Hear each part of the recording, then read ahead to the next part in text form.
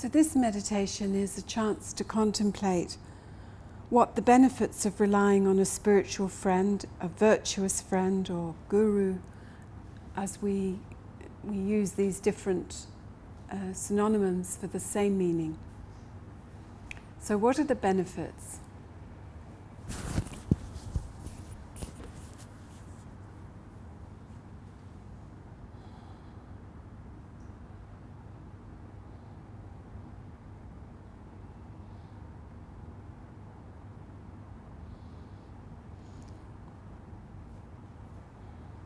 So I'm going to read you what Buddha said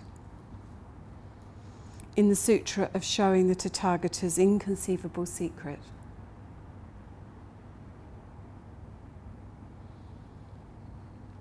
Sons and daughters of good lineage, rely on, become emotionally closer to, serve and venerate the Guru with great respect.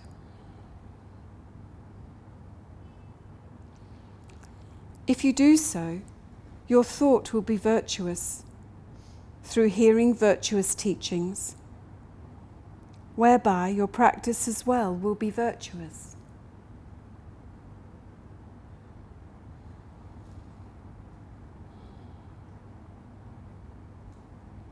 Then, through creating virtuous karma and becoming virtuous, you will please your virtuous friends.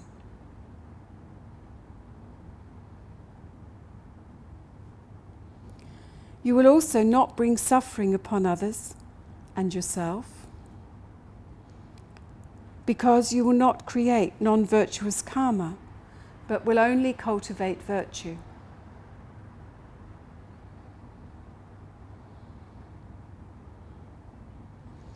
Thus, once bodhisattvas have relied on the Guru, they will complete all their collection of good qualities.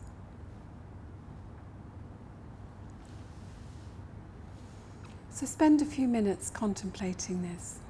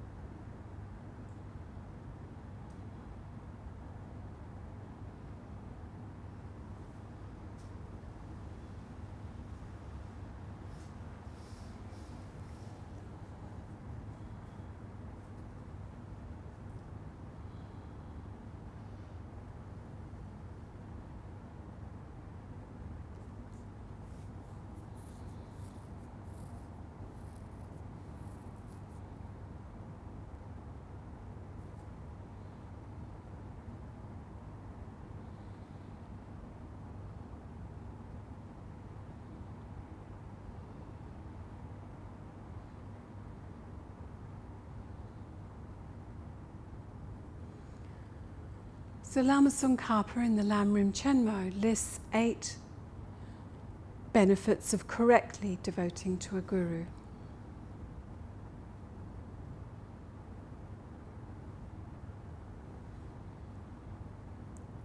So correctly in the sense of the previous meditation.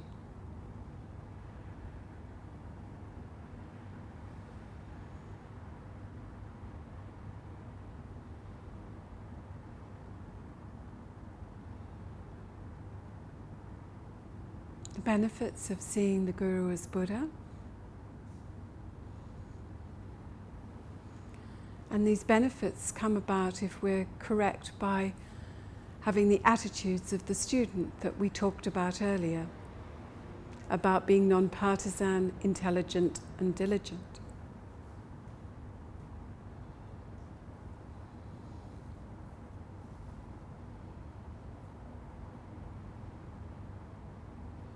So the benefits. We become closer to enlightenment by practicing the advice and by making offerings and also offering our service.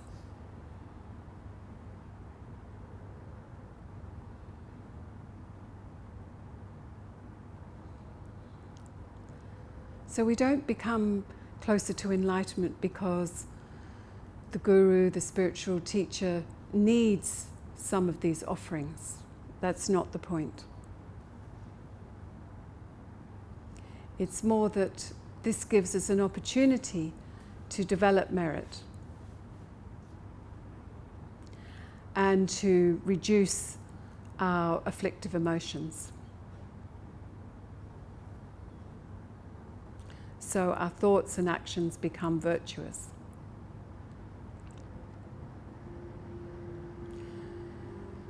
So the guru provides this great opportunity.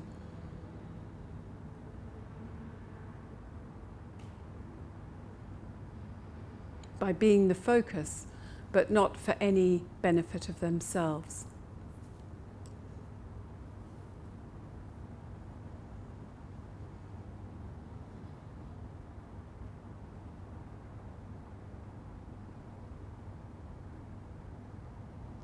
It's also said that by doing so, we please all the Buddhas.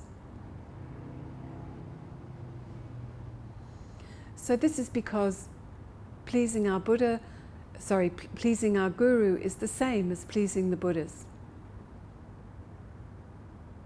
We see them as inseparable. It's the same.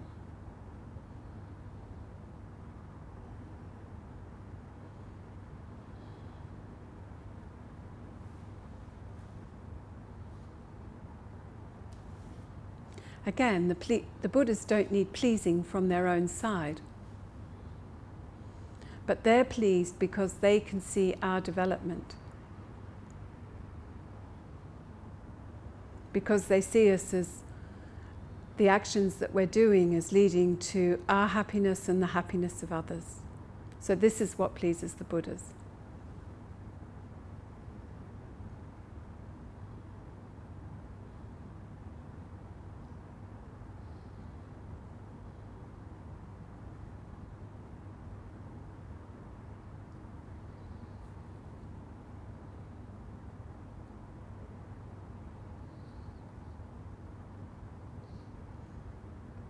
The Dharmakaya wisdom is completely unified between the Guru and the Buddhas.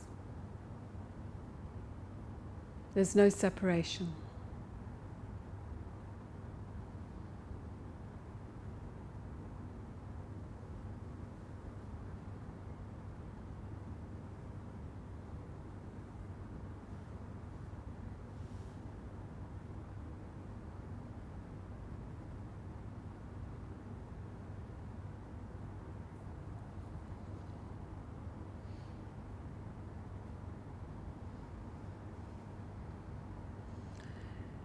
It also ensures great protection for our own mind.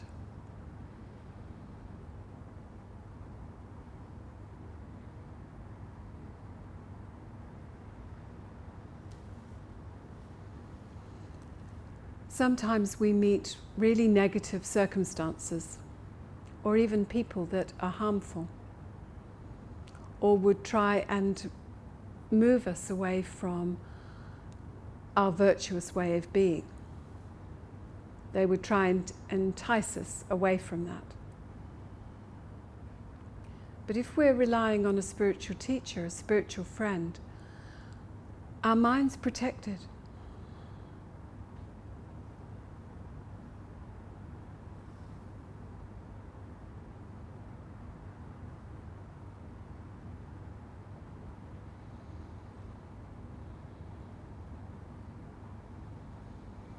And furthermore, our delusions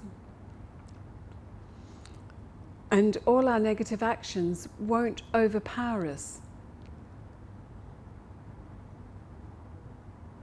They become reduced, less powerful, until they finally cease. So we won't be caught up in acting on these negative aspects that we've carried with us. They'll become weaker and weaker until they're not a problem at all.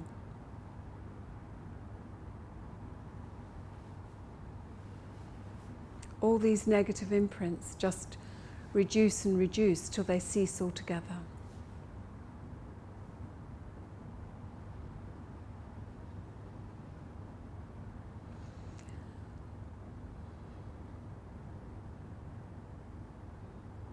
because when we rely on the teacher, these minds just don't arise as often. They're weakened. And when they do arise, we can repair any damage more quickly.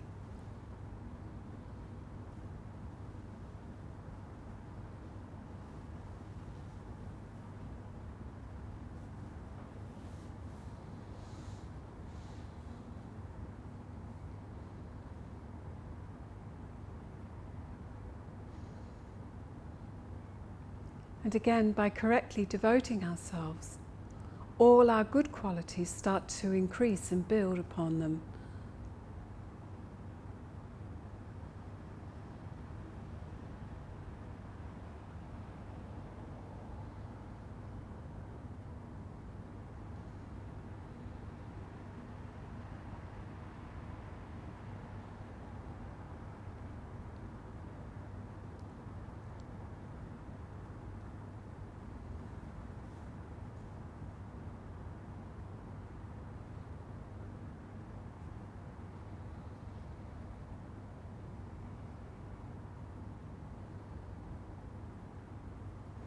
And we are laying down the seeds to always meet virtuous spiritual teachers in the future.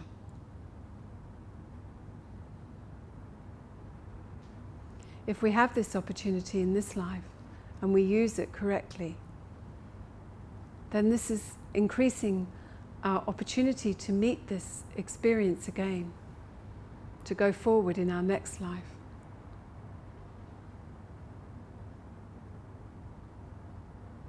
Because we'll have the imprints ready to recognize the teacher and know how to follow. We'll create the connection with those beings.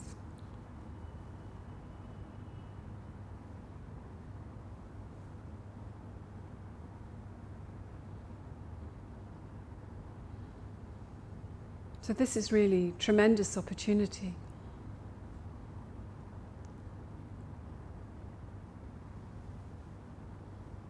Having to start again in the next life without it guaranteed that you were going to meet the Dharma and spiritual friends again feels very bleak. So to create the opportunity for this to happen and for those karmas to ripen again is very precious.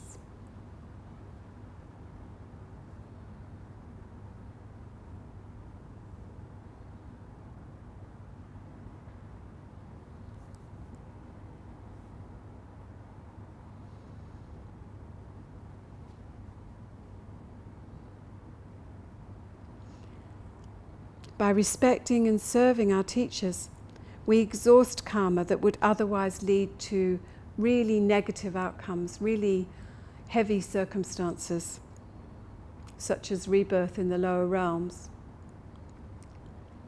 But by practicing and serving our teachers, this is reduced to almost just a small inconvenience of some sort. So we still experience the karma, but it's so much lessened.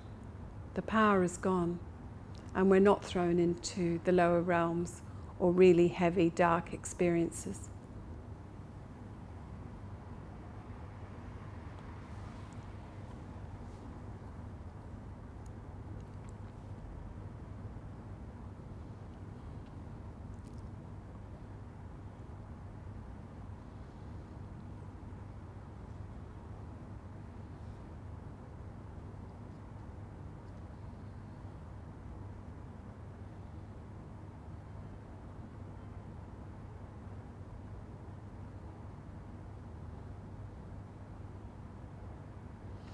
And finally, we will effortlessly accomplish all our temporary and ultimate goals.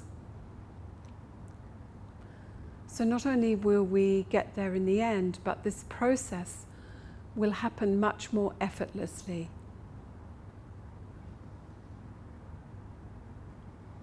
It will more naturally unfold.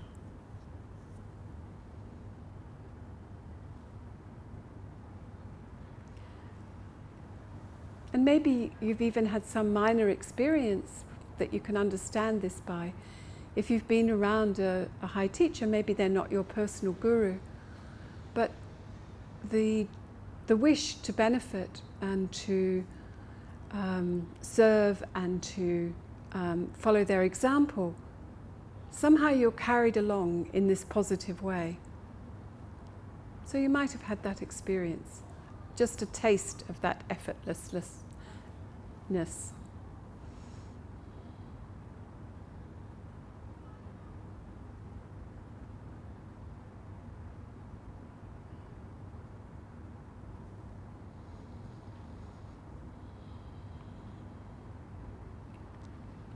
So you can see that as the Buddha explained and as the Lama Tsongkhapa explained in the Lanrim Chenmo,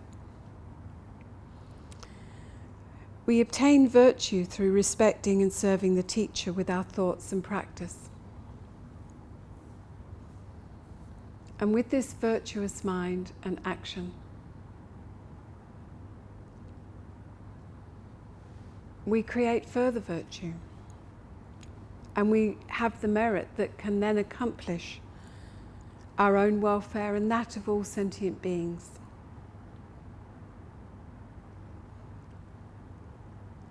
Effortlessly.